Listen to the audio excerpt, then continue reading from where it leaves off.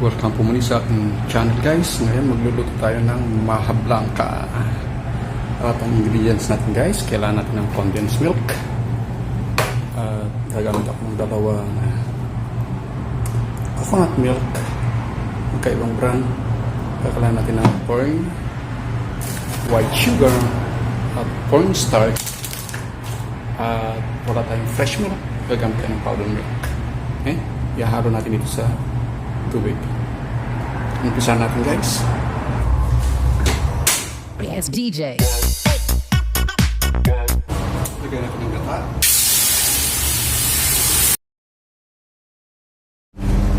Next guys, sunod natin ang ating condensed milk. Haluin natin siya guys.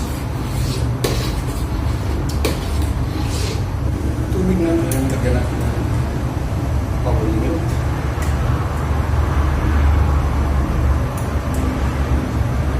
Haluin natin. Ayan guys, ito is 350 grams. Titira ko ng 1/4 nito guys. At lalagyan natin dito sa tubig na may powdered milk.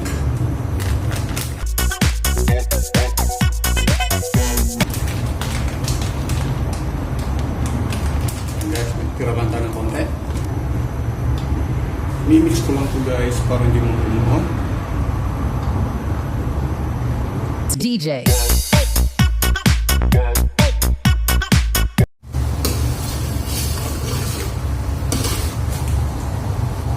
Ang white sugar natin guys is 400 grams. Konti lang kailangan natin. Yan, matamis na yan. Okay, 1/4 na nagamit natin.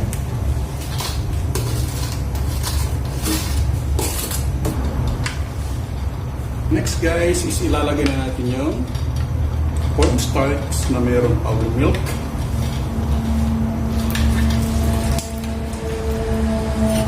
Haluin lamang po natin ito nang hindi mamuho. Kailangan ng kahoy. At this point guys, pwede natin ilagay ang ating mais.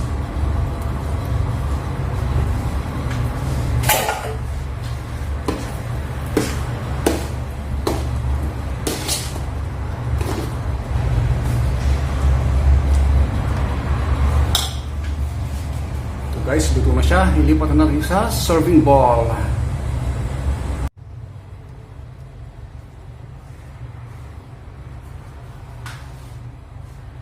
So, chilling guys, ito ng ating Maja Blanca. At samahan natin guys ng milk tea.